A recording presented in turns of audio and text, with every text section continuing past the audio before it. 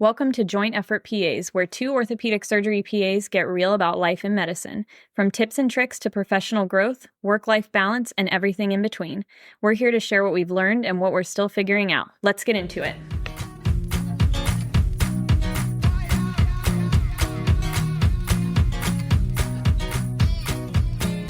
All right, let's do it. All right, welcome back, everybody. Yes. We are we're going rogue this week. Yeah, this is a little bit rogue. Yeah. This is a fun topic, though. Yeah. I'm ready to be a little unhinged with this. Yes, so 2026. Really feeling those boundaries. Be ready for my brutal honesty. Yes. So here we are. We're gonna go into dating and relationships and PA school and and beyond. Yeah.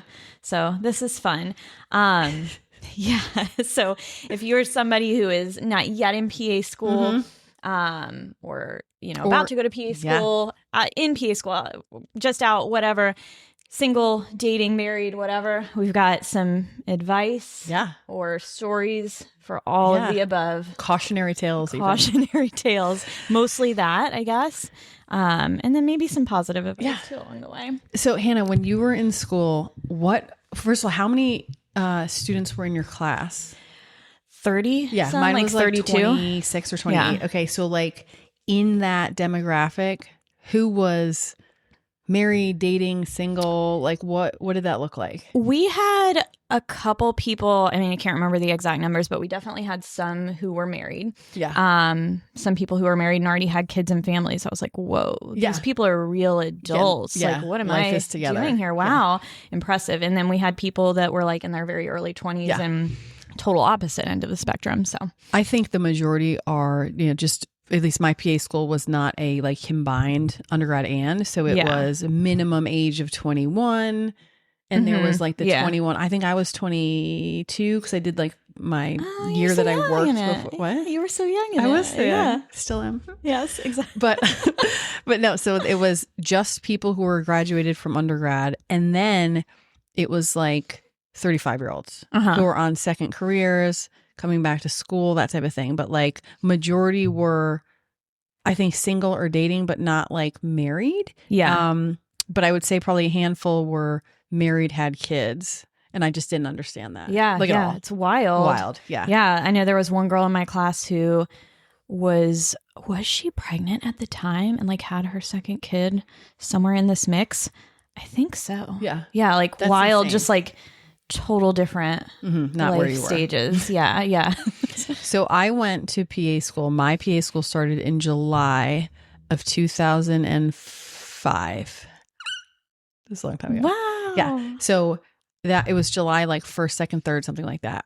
At the time, I had just broken up with someone and I was like ready to start school. Yeah. Fresh. No just strings like attached. nothing. Okay. So July 15th, and I went to school in the Bronx. July 15th, I was in my friend's wedding and I was a bridesmaid and her wedding was up in Albany. So I remember committing to it, but then like when it got into it, it was first semester of PA school and cadaver lab was Sunday morning and the wedding was Saturday. You had cadaver lab on a Sunday morning? Cadaver lab was on a Sunday morning. Interesting. Yeah, it was 4 hours every Sunday. So it was like anatomy class and then you did your cadaver lab on the weekend. So I was like, okay, so did whatever we did on Friday, drove up to Albany, commit to the wedding, was 21, 22, went pretty hard. Yeah. Met a guy that night. And I was like, I'm in PA school. Like I can't. Like, it's nice to know you, but I also like go to school 2 hours away.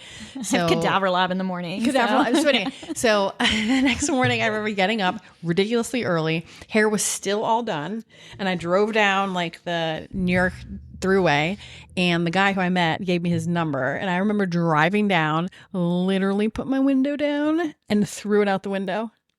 I was like, this is like never gonna happen. Get to cadaver. That was a move. Yeah, it was a move. Get to cadaver lab. My hair is still all up, throw on some scrubs. And I was like, I'm here for it. Like that was. I bet you looked great for that cadaver lab. Yeah. All my friends were like, well, because when I left Friday, they're like, you're not going to make cadaver lab. I was like, tell me I won't do something. Like I'll do it. Anyway, so like my mindset was like, I've committed to the next 2 years. I'm really just going to focus on school. Spoiler alert. I ended up marrying that guy. So we've been married for 18 years. I mean, but anyway. So if you ever throw somebody's number out of your car window, it doesn't mean that's the end of it. So he cold called me on my flip phone, and I picked it up and I was like, who the fuck is this? And he was like, we met like last weekend. Yeah. I was like, oh. I threw your number out the window. But anyway, so I was not in the mindset to date somebody. Yeah. It just wasn't. But anyway, I'll get into the rest of that story. Yeah. But what about you? How did you enter PA school? I entered PA school just freshly dating somebody, which I wasn't planning, because I feel like, and not to speak for everybody, but when, you go into school single, like you just have this mindset, like I'm going to focus on me and school and all of these things. Yeah, and this is just on the side. Yeah. So like I had been single for a while and then met somebody like just several months before PA school, and was dating during. So what was the conversation when you're like, oh, I'm going to start PA school? Did you have like a verbiage of what that would be? Like, did you say, hey, this is going to take up a lot of my time. Yeah. Like I'll see you on weekends. Yeah. I mean, and that's pretty much what I did. It was, fortunately, my PA school was only about 45 minutes from my home base. So I was able to come home pretty much every weekend, and so that made that part of it easier. So, the guy I was seeing was working full time, and that wasn't an issue because they were busy during the week. I was very busy during the week, and it worked out in that aspect. So I'll get into cautionary tales about that later. But that can be a very good thing. It can also be a not so good thing because you don't really maybe it's hard to get to know people but even in those like troves in the trenches. So my identity when I was in PA school and I had met this guy, which again now is my husband, I was a student, and it was very clear that like my focus was on school, and then he lived like 2 hours away. So we talked, and then we kind of dated, and then on the weekends we'd hang out, but he would work too. So it kind of worked out that I could study and spend my time, but on the weekends we would get to know each other. But like, I guess he never knew me before PA school. Not that was like a different me, but there was always that part in my life, So, I don't know. I think for someone who's not let's talk about this for a little bit. For someone who's not in medicine and you're dating someone who's not in PA school, I think it's a nice reprieve from what you're doing like 8, 9, 10 hours a day. And then you don't have to talk about it afterwards. Yeah, it can be. I think you can look at that both ways, because I know people who, so you can get into this, like dating people who are in versus not in your same field of work. Some people feel very strongly that like they don't want that. Yes. And like I can see both ways of it. I will say though, there are certain things that make it very difficult to like they just can't understand. Oh yeah. Right. No, like that will in my life, that's always there. They just don't understand why I care beyond when I leave. Right. Like, Yeah. Yeah. And I can see that, but I can see where it's nice to have that reprieve of like, I'm going to leave that there, and this is just like a different part. A different world for me. But then again, it's also nice to share that with somebody. So I had a really good friend that I met in PA school, and she had just before she went to Messiah College, right? So like super Christian school, met her husband there. December before he graduated, they got married like 3 days before the end of the year. He then did med school at Ross University, which is like in the Caribbean. So they got married. She moved with him to the Caribbean, right? Worked at like Blockbuster or whatever, like she did down there, and worked out every day, which sounds amazing. When he did his second 2 years of med school, they moved to New York, and that's where he did his rotations. So she was, quote, bored, so applied to PA school, got in, and then she was my really good friend throughout PA school, and she was there because she was in New York for 2 years. Why not do just medicine? do it? Yeah. So like that was the complete opposite of like my relationship, which was like this guy that I saw on the weekends come and visit me, and she was like all day, every day, like her conversations were medicine all the time. Yeah. And she P.S. never worked as a PA. I think she's his office manager now, which I don't even understand that, but whatever. I mean, I guess like as a PA, like you go to PA school and you get like some medical background that helps with that. But that's oh my a lot gosh, of money to can you be a imagine, medical like, assistant or an office manager. I'm just going to become a PA because it's convenient now. It's annoying almost. Oh my God. Again, like the life that we live. So she was in Queens and she lived in an apartment. When he matched for his residency, the timing of it was he left like July 1st. So she had to spend the rest of the summer, because ours was 27 months till Labor Day-ish, doing her master's project. And right before that, like April timeframe, she was pregnant. She didn't have a place to stay. And I remember she was like, hey, can I stay at your apartment? And I was like, my married pregnant friend staying at my apartment for the next 3 months? Okay, sure. Why not? I mean, it's like a great time. But anyway, I had a lot of friends who were actively dating during PA school. Let's talk about that. Yeah. So my class, I had several friends, I think this happens a lot, who came into PA school with pre-established relationships, were dating, and it became a long distance thing. Yes. And 50% of those failed. Yeah. Mm-hmm. So sorry to say it out loud if that is you. I'm not saying yours will fail. It's definitely doable. Statistically, the odds are not in your favor. Yeah. So, there were several in our class who were very determined to make it work, and things happen. Yeah, but also like you don't know what you're going to be into time commitment wise until you're in it. Yeah. And it's very strenuous, I think, on a relationship when you're not the PA student before, and then like certain roles are there, and then you are the PA student, and then your time significantly decreases. And again, I don't think 21, 22, 23-year-olds are mature enough in life to like have that conversation with their significant other that's like, hey, listen, I'm going to need to spend the 2 years, because guess what? The people that were married did fine. Yeah. Yeah, totally. And I think it depends on age and life stage too, because I didn't feel that it was, I don't mean this to sound like, it wasn't hard, but like it wasn't as hard. I was 28, I think 28 or 29 when I started PA school.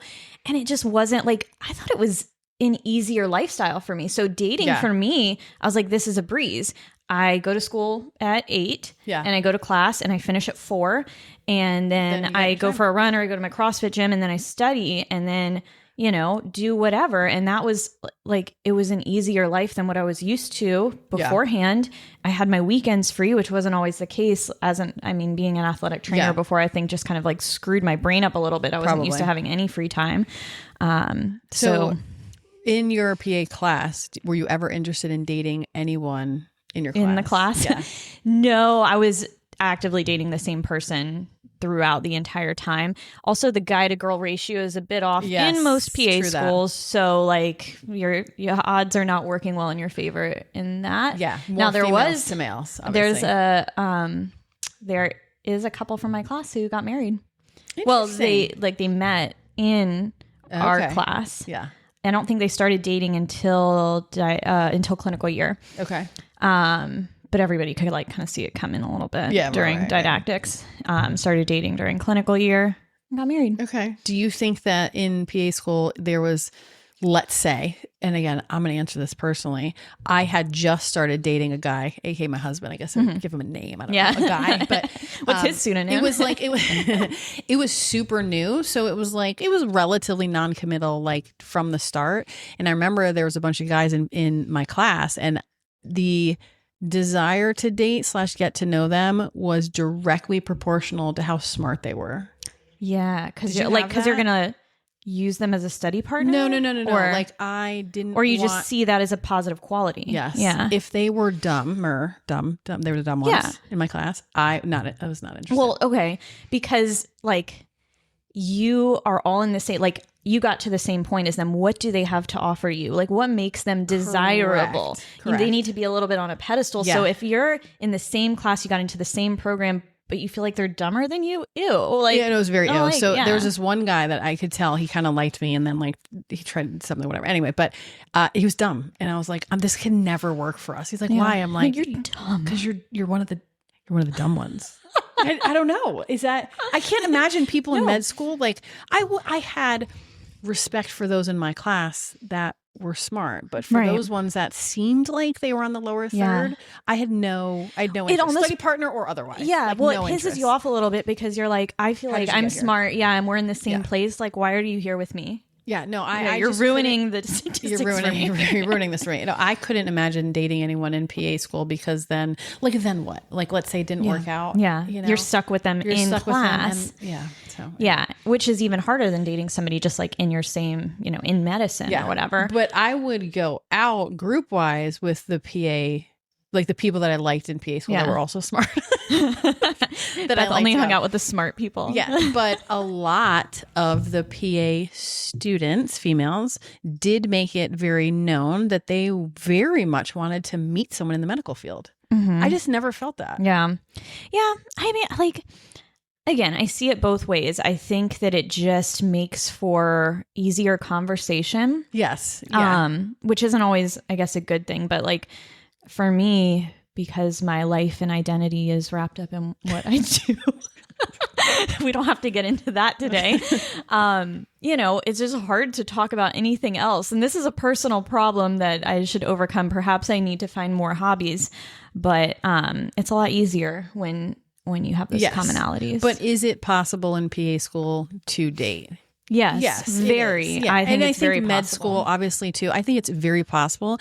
And your crop is not necessarily your class. And it probably shouldn't be. It should not be. Yeah. It's a recipe for disaster, probably. But yeah, like time frame wise, now clinical year, like I can see that being quite challenging. Yeah. So, I do think that it's very doable. I even think that long distance relationships are doable. And I've been on both ends of the spectrum. Yeah. So I actually before I went to PA school, I was dating somebody who got into PA school. Okay. And ended up moving to be closer to them. And I also got a job out that way. But I kind of saw it from both ends of the spectrum. Like, in that specific relationship, I was the non-medical, but I was medical, but I was the non-PA school girlfriend. Yeah. So they have their crew. They have their crew. Hi, it's me. And like you get invited to certain things to do with them, but like they all have their mutual trauma bond, right? Yes. And that's hard. Like everybody's trauma bonded and you don't have the trauma bond. And so I had a hard time with that. And I think it's just like, that's why a lot of them fail is because you get so caught up in like what you're doing and your group and your priorities that everything that's not that falls to the side.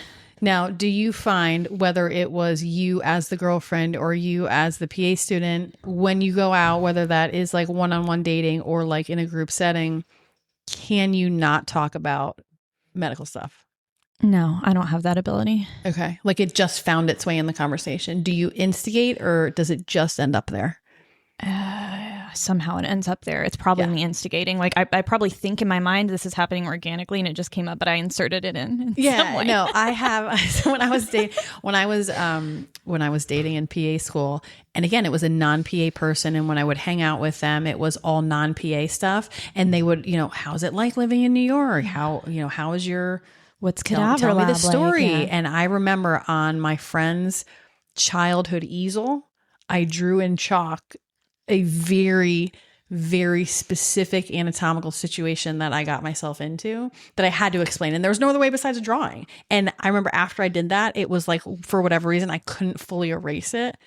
And my friend was like, we have to throw out this easel. Like we have to throw it out. Like I drew. What did you draw? I drew a Bartholin's gland abscess. Okay, and I know the story. I know the story, but it was so traumatic, and I had to share it, and no one would believe it until I drew it on a child's easel. And I remember coming home from that, that like double date, like hangout, and I was sitting in the passenger seat. My husband's like, really? Yeah. I was like, why'd you do that? I mean, sorry. He's like, I have this easel in the back of my car. We now have to throw it out. And I was like, I'm sorry. Because I drew Bartholin's cyst. I'm like, what did you draw? Like the circle of Willis? It was much worse. It was much worse than that. I'm not ready to talk about it. Like buried that story. But anyway, so I think it finds its way in the conversation, unfortunately. Yeah. And it's much more appreciated when you're around other PA people. Yeah. But I don't think it defines like what, what the conversation is. But for those looking to date a PA or those that are in PA school looking to date, that is part of you. That will come with you. Yeah. Unfortunately. Yeah. I mean, the person either has to be accepting of it and like, willing to hear the stories and somewhat excited for you or in it themselves. Yeah. I think where it doesn't work is people who are just like uninterested in it completely, right? Because this is like, this is your passion in life. Like you care a lot about it. It's like 90% of your life. So they have to at least care a little bit about it. So the weight that you bring into a relationship, whether that is personal within family or like you're dating somebody, do you feel that during PA school you brought everything to the table? Like, were you able to give 100%? AKA, I was late a lot. Yeah. I was like, I'll be right there. And that was code for like in the next 20 to 65 minutes, probably. Somewhere in that time frame. Yeah. Or like explaining why you couldn't be. I don't know. Did you do a lot of justification? Yeah. I feel like didactic year, again, like for me, that was like the easy time in life. Right. It was very structured and very scheduled and very type A. So I liked that. So I didn't really have issues with that. Like I was more on time probably than I've ever been and more available than I've ever been. Because that, again, like very predictable timeline. But let's get to clinical year. Clinical year, 6 weeks ahead of time, maybe. Even now I have PA students. They're like, can you send me my schedule? I'm like, oh my God. I don't know. Like it's going to change the morning of. It's going to change the morning of. Yeah. Yeah. I mean, now I wasn't actually dating during clinical year. So I was dating somebody, like started dating somebody right before PA school and then dated all through didactic year, got engaged 6 months later, pretty quick turnaround, got married 3 or 4 months after that, right before clinical year. And so I was married for clinical year. Yeah. Yeah. And I mean, it very unpredictable. But again, like, I think like you were saying, the married people did fine because it was just like the set expectation. It was what it was. I was all over the place. Like I wasn't even living at home the majority of the time because I was on away rotations. But that person knew you throughout PA school. So it's not like that was... It wasn't like what a shock. now? Yeah. Exactly. It wasn't like that wasn't an expected thing that was going to happen. So like that distance part of it wasn't necessarily challenging, I guess. So you didn't have to work through like, I can't make this. Oh, we have a family thing. I can't. No. You didn't have to leave like a wedding early to go to a cadaver lab. No, I didn't really like have a lot of other commitments during clinical year. I mean, I kind of set myself up in it. I also I was in that, like everybody, all my friends were already married and like had established lives. I wasn't in that like early 20s where my friends were like weddings, getting married, fun stuff planned. I think where I'm going with this question is it's very difficult when you have like, again, your passion, your time, your energy is into something. It's building your future. Like I don't want to half-ass PA school. Right? Yeah. So it can come across as uncaring or you're a little flighty or flaky or whatever because you're kind of here instead of there. I think more so for family and non-PA friends had to do a lot of explaining as far as like why. And again, didactic year, not so much, but clinical year. It was kind of hard to like, no, I can't go on a 3-day bachelorette party in the middle of like my I don't have med those rotation. Like I can't days do that. off. Yeah. So that was a little bit difficult. Not that it was guilty to do that, but I hated hearing myself say, no, I can't for whatever reason. Yeah. I didn't like that. Yeah. And you don't want to say no either. Probably like, I mean, that sounds more fun than your 3 overnight shifts in the ER. So you don't want to say no. Like you're thinking about it while you're there. Yeah. Like everybody else is having fun. So I think setting boundaries when let's say you're in PA school and let's say you are someone who started a relationship right before or you're someone who's in it. I think setting the boundaries of like what you can and can't do, super important for survival. Yeah. Otherwise, if there's missed communication and expectations are not set appropriately, it's doomed to fail. And you saw 50% of your friends 50% of them. And I feel like the ones who did the best had like the preset expectations, right? Yeah. The ones who like, unfortunately, distance has something to do with it. Like I knew people who were dating, one of them was on the West Coast, we're all the way on the East Coast. For them to meet up and see each other, it was hard. Like, every 3-4 months, it was a lot. And then they would talk in the evenings and stuff, but like, they just don't understand what the other person is doing. And then there's, jealousy of like, oh, you can't talk to me because you're doing all this stuff. And then it's just, it's hard. It's hard. But I think advice to the partner of someone who is in PA school, like what can you do? I loved it when there was like, how was your day? Because sometimes it would give me the ability to be like, oh my God, listen to this. And even now, right? And then sometimes I'd be like, it's fine. Like if I didn't want to talk about it, Yeah. So I think like just being there, delivering food, that was nice. Yeah. Or just like, I mean, trying your best to understand what the other person might be going through with it, and like trying to sound interested, if at all possible. So if somebody is explaining some weird thing that happened with a cyst. Yes. I mean, now that's interesting. Who could not be interested in that? But because that's not like a dinner party conversation normally, but you're welcome. Yeah. Bringing that in. Okay. So Chat GPT. If I were a PA right now, and I am, so if I were in PA school, or if I were just, me looking to start a relationship. So Chat GPT says, if you're a PA creating a dating profile, okay, so let's talk about dating apps and all that stuff for as much as we want to. Yes. Highlight the fact that you're intelligent. How do you feel about that? I mean, I don't personally like to highlight these things. Side note, I'll go into this. Like, let's build my dating profile. I'm going to give you advice, and then you're going to build it. Okay, so ChatGPT says you should highlight traits like intelligence, your problem-solving skills, compassion, and dedication. Do people care about that on dating apps? Maybe. I guess it depends on who you're trying to date. But balancing your demanding healthcare career with a desire for a grounded life, being honest about your time constraints, especially during school, using strong verbs, specific examples, avoiding cliches. Okay. So, key elements for a PA profile: highlight the life and medicine balance. PAs often value finding balance. You can express this by saying you enjoy medicine, but also have a life outside of the hospital. Maybe mention some family or hobbies. It's tough. Are you going to put that in your profile? So I try to, side note, clearly, like, now I'm back in the dating scene. Back in the dating scene. Back in the dating scene because, we can get into that in a second. But yeah, that part is challenging for me, like highlighting other interests. So I did try to build a profile, and I was selecting all of these little things like interests, right? Yeah. Travel, whatever.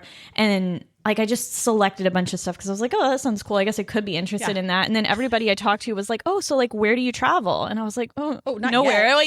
No, I just mean that sounds like it could be interesting. I actually, I'm not an interesting person now, but just wait, you wait. Yeah, I'm sorry. I want to be this for you. Yeah, I am not ready to answer these questions. I'm talking about who I want to become, not what I currently am. So let me give you some advice. Use strong verbs instead of saying travel, fun, hiking, whatever. I like to have fun. I think the verb there is. I would like to have fun. In the future tense. I enjoy hiking. So the verb is hiking, right? I guess this is stupid. I love exploring new restaurants. I think for you should say, I would love. I would love to. I would like to explore new restaurants with someone. Yeah. But avoid. I would like to hike avoid with someone. Cliches like partner in crime. I'm looking for my partner in crime. Yeah. I scroll through that stuff and I'm like, Yeah. I'm looking for my other half. Yeah. I'm looking for my medical match. Ugh. Yeah, don't do that. Yeah. Okay. Have you done that? No, I haven't done that. I see those things and those are my orange flags. Okay. And then be specific. So I guess the strong verbs and then the specifications, mention your specific interests. I love a good documentary. I do. I like a murder documentary. Should I put that? Probably. Yeah. I think that would catch a certain, some psychos, but also some murderers also like that. But not opposed. And then focus on shared values. You like to help others, which don't ever put that in your PA essay. Yeah. But on your profile you can. No, that's true. Yeah. So let me give you some examples. I'm a passionate PA balancing medicine with life. I'm a proud PA who believes in compassionate care and critical thinking. When not at the hospital, you can find me. No. Let's see. Where can you find me? At the gym. You can find me at the gym. Yeah. Navigating PA school with determination. My schedule is intense, but I'm committed to learning and growing with someone else. I like that. Okay, that's not bad. Okay. Don't claim you're a doctor. Oh, who would do that? I don't know who would do Yeah, that, but yeah. implying that it's misleading and it's a major Okay, red flag for actually, other professionals. I say who would do that, but let me tell you, the number that I have scrolled past, that's like, it's men who do this, okay? So, speaking directly to men. I know. It's men who do it. Women, I bet you we're I bet immune you- to this. But I bet you they don't do it when they're nurses. Probably not. They probably don't. Yeah. No, but I have scrolled through some people that's like, you know, says they're like, oh, specifically one that was like, I'm an ortho bro. An ortho bro. And yeah, like That an ortho implies- bro. Like, I don't know. I guess it doesn't like imply one thing or the other. But like, ew, why would you put that in your profile? No. But what to avoid is vague descriptions. Yes. AKA an ortho bro, or I'm in the medical field. That could be sales. I mean, anything. Yeah, yeah. So Or like, don't even need to put what you do you? would you read us your profile? My profile sucks. Okay, well, read us a new one. Read us one that you need it to be. So I asked ChatGPT to make me a profile. About me, strong body, thoughtful mind, soft heart. Ew. ChatGPT, gross. Okay, let's say what not to do. Listen, I just heard soft body. I know you didn't say that, but I need you to delete that immediately. I would skip past that. Soft body, strong heart. No. Oh my God, I'm Reverse dead. those. Okay, but here it told me what to avoid for you specifically. I don't know why he had to say that. Self-deprecating humor. I think because ChatGPT knows me so well, he's like, you're gonna. He's red flagging. Yeah, he's like, this is something you would do. I'm bad at dating. LOL. Again, Over explaining your independence and anything that sounds defensive. Oh my God. I mean, it's really good advice, but I can't see you would do that. You would do it in your draft, but I don't think you would do it in your file. After I proofread it. Photo guidelines. Yeah, okay, do Important. that. Clear smiling face, natural light, no sunglasses. Okay. A gym or casual fit picture, a dressed up date night energy, candid lifestyle, Yeah. Oh, I like 2, 3, and and 4. an optional fun/friends pick with you in the center. So there's no question of who you are, right? Likeable. Right. Yeah, overall vibe, emotionally available, grounded, respectful, curious, and consistent. Okay. Okay. Yeah, I mean, I also think that like just advice in general for those in PA school that maybe are on dating apps or whatever. Dating apps are the worst. That's my. I know that's not good advice, but I think it is though. I think in general, They're bad. In general, I think that if you're in PA school, you are available to the people you are around, obviously. Yeah. And in a city where there's a PA school, there's a medical school, there's nursing students, like there's a big pool. And it doesn't all have to be medical, but I think you are in a situation where you're with a lot of other professionals academically, and that probably is the vibe that you want anyway. yeah, So yeah. getting yourself out there, that's huge. Yeah, get yourself out there, but like just speaking from personal experience, dating apps kind of suck at a certain point in your life. Yeah. And I'm over them. Uninterested. I've deleted all of mine. Do you have any good stories about when you would go out, like what type of people you'd meet or what type of people your friends would meet, or any really good stories about like dating? That was hard in my school because we were in such like a rural area. Okay. And like our PA school, our graduate campus was kind of separated from the undergrad campus, but the town's kind of in the middle of nowhere, and really all there is the undergrad campus. Like that's the center of this community. So like we were the only adults our age. It's not like there was a city where there's like working professionals our age or anything like that. So if people wanted to go out, it was like 45 minutes or an hour away. So we really didn't. And then I came home on the weekends. Yeah. Mine was the exact opposite. I was in New York City. I lived in the Bronx. I would take the train into Manhattan. I had some friends who lived in Manhattan, some friends who lived in Queens. So I spent a lot of time like in that area. And I remember going out like in Manhattan, and it depends. Like I was with one of my friends at the time, was 35, second career. She worked for Maury Povich, for like 10 years, and she would do their marketing, and she would go fly out to wherever and interview these psychopaths to bring them on the Maury Povich show. So cool. Made a ton of money. And that's what she told me. And was like, I'm done with that. I want to go to PA school and I want to do plastic surgery for burn victims. And she did. Wow. Right. So her learning curve was like the academic part. She was like, God help me. But as soon as we got into clinicals, she had the people skills. Like she excelled. She was renting in Hell's Kitchen in Manhattan. So whenever we'd go out, we'd go to her house. And by the way, I've never slept in so many small apartments in my entire life. So small. So small.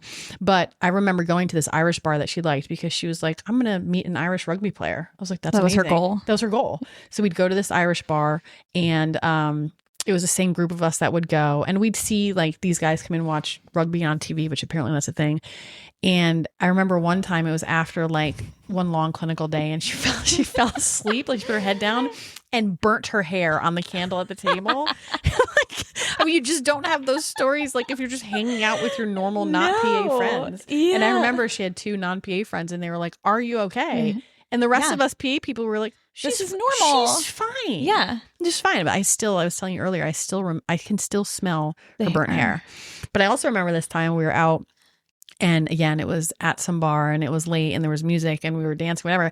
And this guy's fist pumping with this thumb spike of cast on. And I remember stopping him, and I was like, "Who the fuck did that? That is terrible. It looks bad." I was like, "This is terrible." Yeah, I remember like pulling his arm and showing my friends, and be like, "This is terrible. Like, who did that? Did you do that?" But yeah, that was sounds like something. That sounds like I something could find myself doing now. I know. Yeah. Or I saw a guy one time. Or like I would cower in the corner and be like, "Did I do it?" No. I saw a guy one time too that had this like massive scar on his forehead, and I was like, "Oh my God, what happened to you?" And he said, 3 weeks ago I got hit with a puck, and I was like, "Whoever closed that did an amazing job." Yeah. So I mean, it was city. You would meet all different types of people, but I remember a lot of the PA students did not want to find other medical professionals. It was like the outlet for that. Yeah. To get away from it. To get away from that. And I didn't have anyone in PA school that ended up with another person in PA school. Really? Yeah. I mean, so when I had moved to Atlanta, when I was dating somebody who was in PA school at the time, it was a lot more of like that fun like there was a lot to do. Yeah. And, we would go to breweries or out in downtown Atlanta on the weekends. And I feel like it was kind of the opposite. Like, again, I was the outsider of this group. And so that's hard. The whole situation was like discussing the things that they were going through. And like, while I was still in medicine and working in like a medical field, so I had sometimes some things to contribute to the conversation, it was also hard to like be like, like am I annoying right now because I'm trying to insert myself? Like, would it be better if which probably contributed to the demise of said situation. But lesson learned, right? Lesson learned, yeah. So I think that it's a good lesson for both people, like, right? The outsider, you have to be understanding of like, this is their whole different life that's happening. And as if you're dating somebody who is not, then like trying to not make it all about that and be inclusive, right? Yeah. My other advice is get to know somebody fully. before you commit, because it's all, like when you are so in the troves of school and everything, I think especially at a certain age and PA students, I think the vast majority, if we probably, I don't know, I didn't ask ChatGPT this, but like the age range is probably mid-20s to late 20s, which is right at that age, especially for us women, that you're like, my uterus is like expiring soon, right? Like I'm entering the stage of life. I need to find somebody. Like my next step is like, I'm in my grad school. Now I have to get married. That's what people do. So you get in that mindset. And I mean, I think you just like are so fixated on that like, it's like almost a box to check. And I'm type A. So that's what it was for me, at least. Like I will graduate PA school and I will find my husband. Yes. So, it can be challenging too when you're so focused on school and all the other things to like see the forest through the trees, or see the forest through the trees. See the forest through the trees. Yeah. Yes. So like went through my whole PA school, being with this person that then when I was out of it and back in the real world in life and working, I was like, what is this? I know. I don't think we actually knew each other. Yeah, I mean, and that's hard. I think, especially if you don't have someone who's in the medical field that you can kind of grow into. We are students now. Let's navigate jobs together, and then you have more common ground.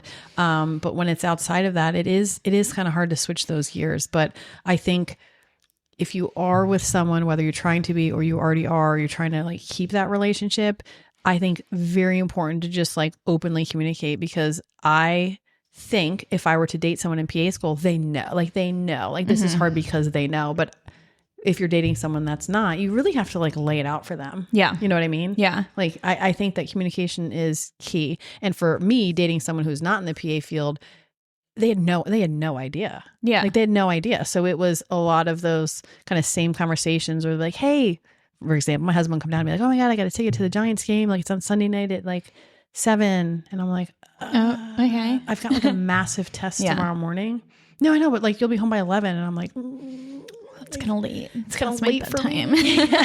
But I think making some concessions when you need to, but open communication is huge. Yeah. But I think for you, Hannah, I think being a PA now, you have a ton to provide to someone. Like I think if I read your profile, I would be like, a lot to offer. Yes, you have a ton to offer. Yeah. So I'm excited to watch I'm you emotionally navigate. available, grounded, You are and emotionally respectful. available. I can't wait to see. Soft body. You have a soft body, which you should highlight.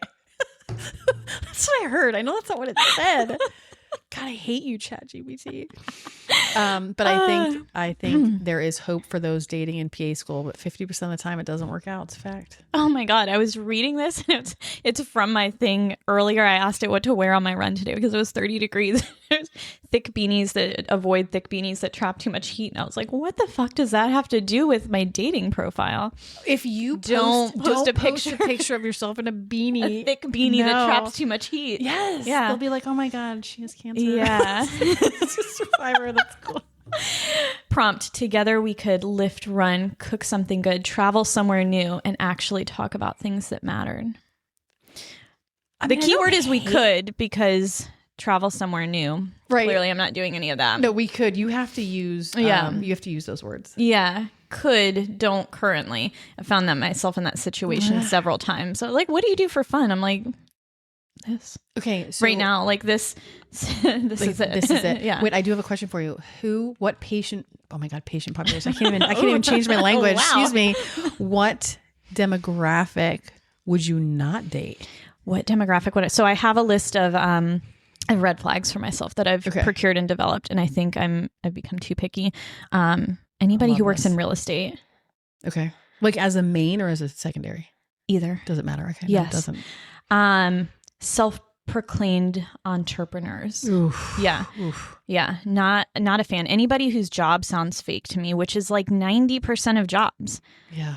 And I think it's just like the difference between a career in medicine and careers elsewhere. It's just like, I don't know. I see things that are like, ooh, the assistant director of vice president sales of blah, blah, blah, blah, blah. And I'm like, that's not even fucking real. Like, what do you do? No, I think it is real because there's so many descriptive words, whereas an entrepreneur is someone in between jobs. All I'm seeing when I read that is like The Office, like Dwight Schrute, assistant to the regional manager. Yeah, and I'm like, made up title. Yeah. It's unless you ask for a business card and you're like, oh my God, it is real. Yeah. Yeah. Is there any other no's on your list? Would you date someone? I've way more no's than yeses. Well, okay, let me run through it. Would you date someone in the medical field? Yeah, I would. Would you not date a certain profession in the medical field? Nah, I mean, not off the top of my head that I can think. Like a neurosurgeon is not off. Oh, that sounds scary. No, maybe that's a no. I didn't think about it before until now. My sister has a really interesting story. She went on a date with a neurosurgeon.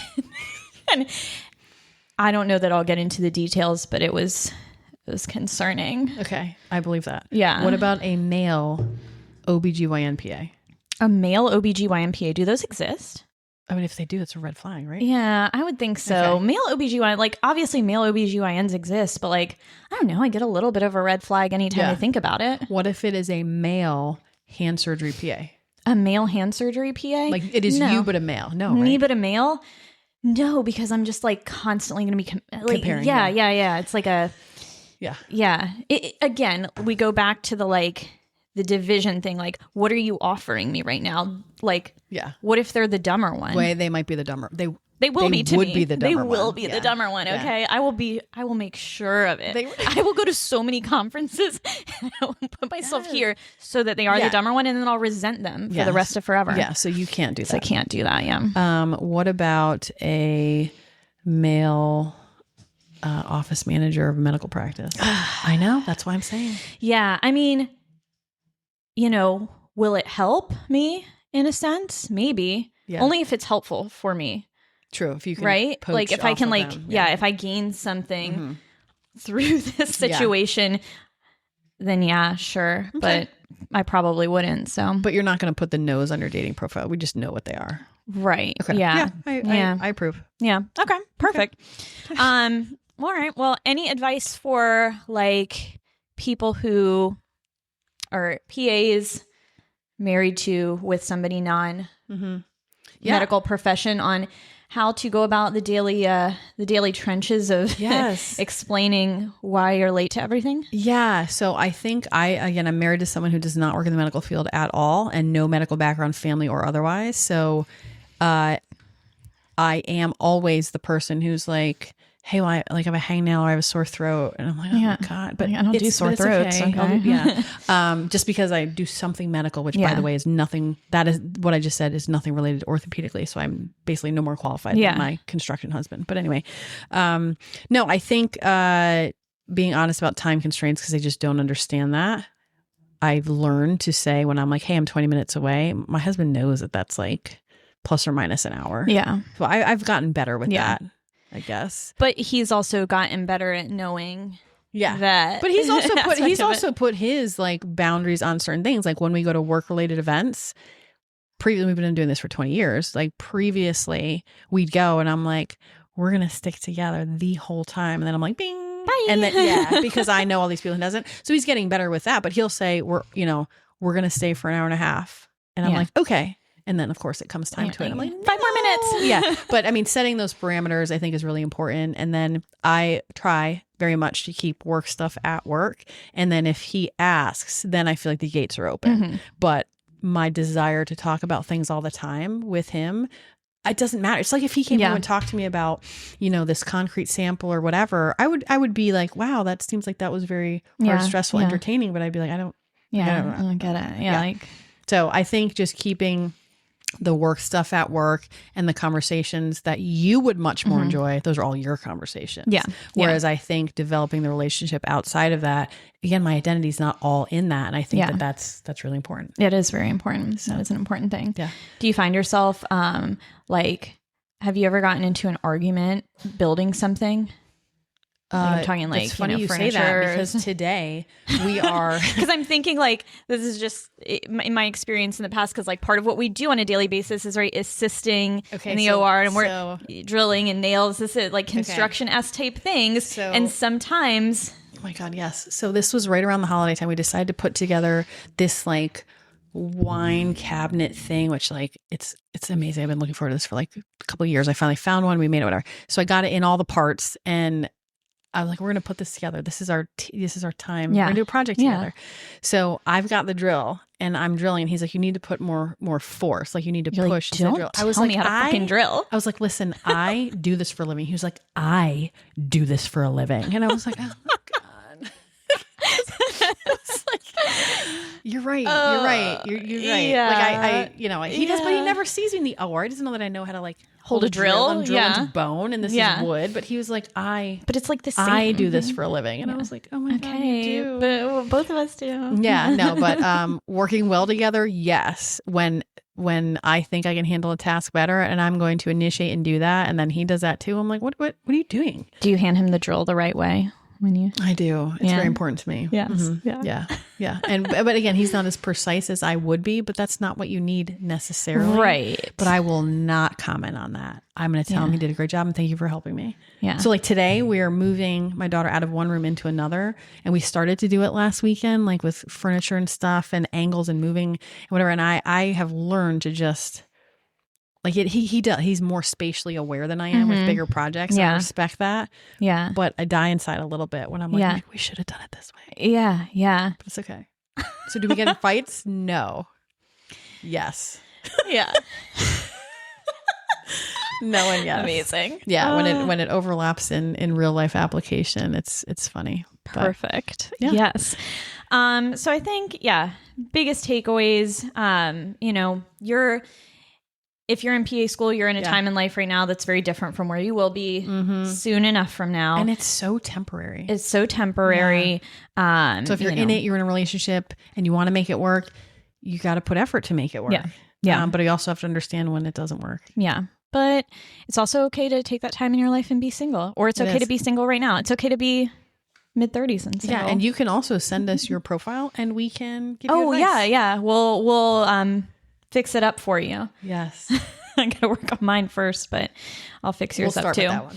Yes. Yeah. So yeah, was hopefully great. you can relate to some of this, and Yes. we'll be back next time. All right.